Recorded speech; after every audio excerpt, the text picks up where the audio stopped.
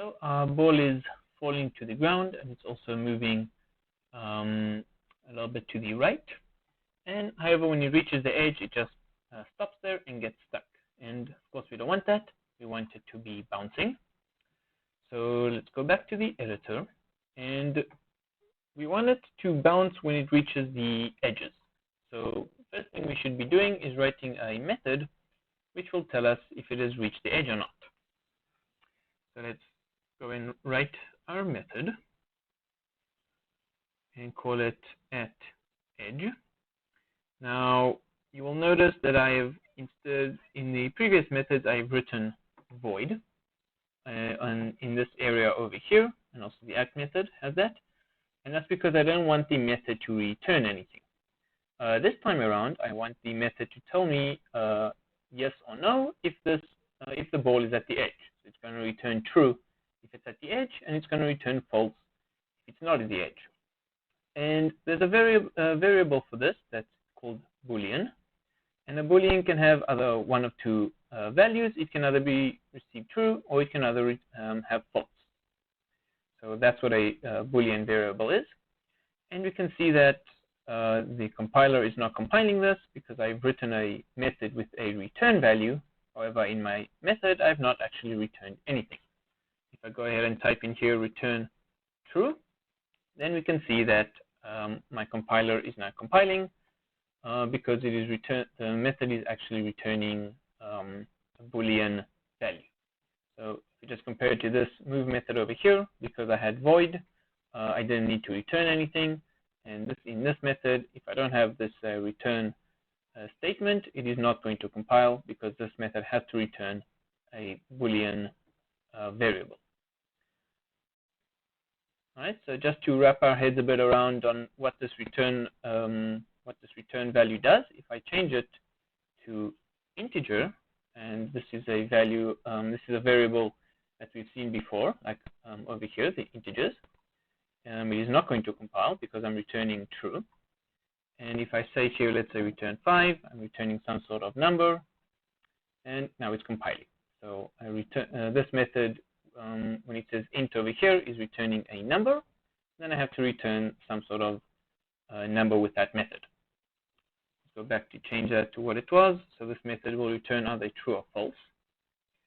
And we wanted to return true if it's at the edge. I'm actually going to separate these into the X edge and the Y edge because each one's going to do something different.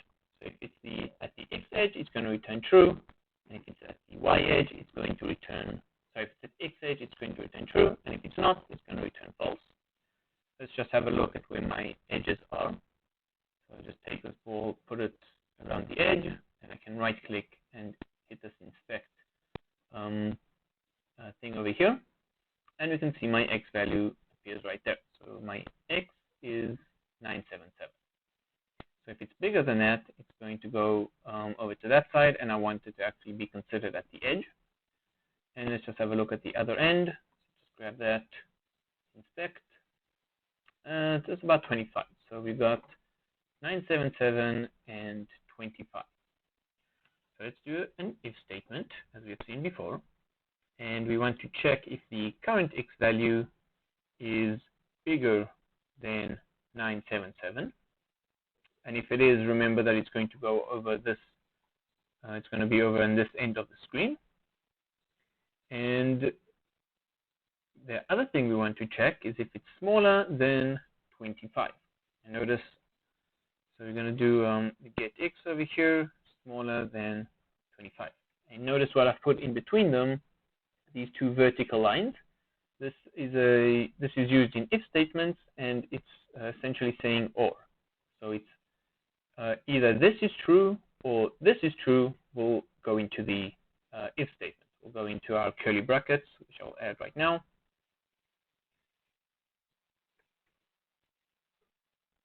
So we want either this one to be true or this one to be true to go into the curly brackets. And there's another way of writing these, and it's called AND.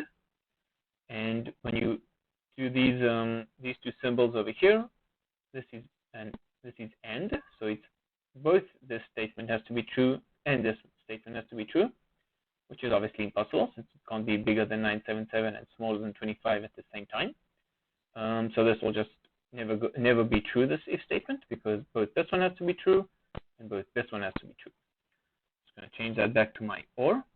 So this means either it's bigger than 977 or it's smaller than 25, and that will give me a true at the x edge. And if that isn't true, I'm just going to say here return false. Okay, so this at x edge method checks if my get x is bigger than 977 or is it smaller than 25. If it is, it returns true. Otherwise, it returns false. All right, so let's write another one of these for the y edge and do the same. It's going to be a public. It's going to return a Boolean. We're going to call it at y. And we're just going to complete the same thing for the y edges. Let's just do the if statement over here. So if the get y is going to be bigger than some value, which we'll check in a second, we're going to return true, as that means it's on the edge of the y. And if it's not, we are just going to return false. All right, so let's just have a look at the value of the y which we want. Let's just start by adding some sort of random number over here so that we can compile, and then we can have a look at our world. Just bring it over here to the edge. All right, and then you just right-click, inspect. We can see the y value over here is 575, and I don't think I want to bounce off the edge of the world, since the gravity is just going to be responsible to pull this back down. So we don't actually need it to bounce off the top edge. So if this is just bigger than 575, then we're going to return true. Otherwise, we're going to return false. Compile that. Now, just to go over this, we've seen first that the gravity equals 1, and it was actually pulling us down, even though it was a positive value. And also over here, we're looking if it's bigger than the edge, and this is just because Greenfoot has put the y at 0 up here at the top. So if I put this ball over here and I inspect it, we can see that the y is 53, and as we've seen before, the y over here was 575. So we can see that the 0 is up here, and then as it goes down, the y becomes higher. So that is also why our gravity value was +1 instead of -1, and why we've written bigger than 575 instead of smaller over there. And as I say, we don't want it to bounce from the top of the world, since the gravity is going to be responsible to pull that down. So we just want it to bounce off the bottom. Okay, so we've written up some at y edge and at x edge methods to check if this ball reaches the edge of the world. And like last time, we haven't yet called it in the act, so they're just not doing anything. They're just written out. But because these methods are returning a value, they're returning a Boolean value, I can just go ahead and slip them into an if statement. So I can say if at y edge, call it with the brackets because it's a method, and you will remember that this is returning either true or false. And then if it's returning true, then it's going to go into the if statement, and if it's returning false, it's going to skip over the if statement. So that's the nice thing about having a return value in your method. You can just write out here just the name of the method. And if it's true, then the if statement is true, and it's going to go into the curly brackets. So we want something to happen if it's at the y edge, and we want something to happen if it's at the x edge. All right, so what exactly do we want to happen if it's at the y edge?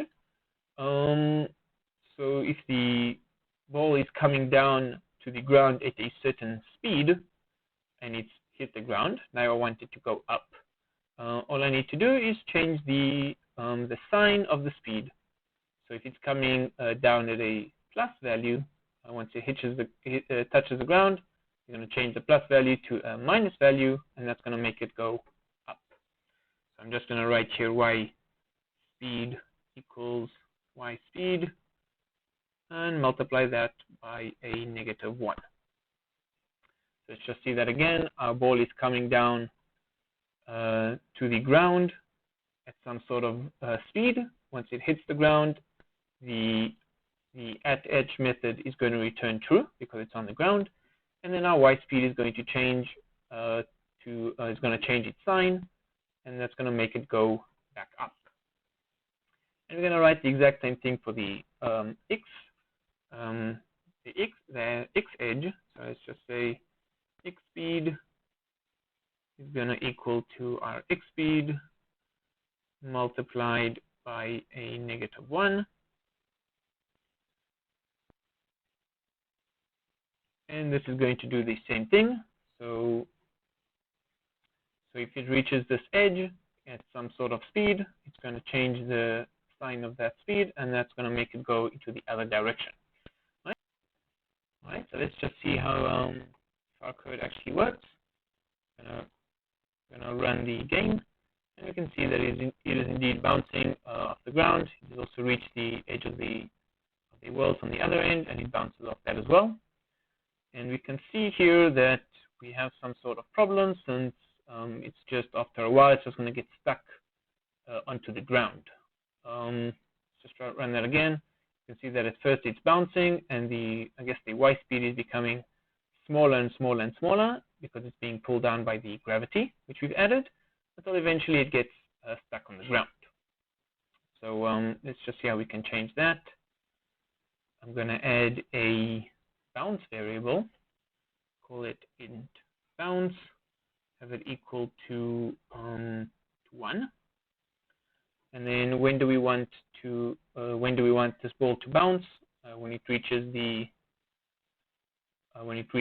edge. So we want to have the y speed equal to the y speed multiplied by -1, and we're going to want to subtract the bounce variable which we have added. All right, so let's compile. Let's just see that again,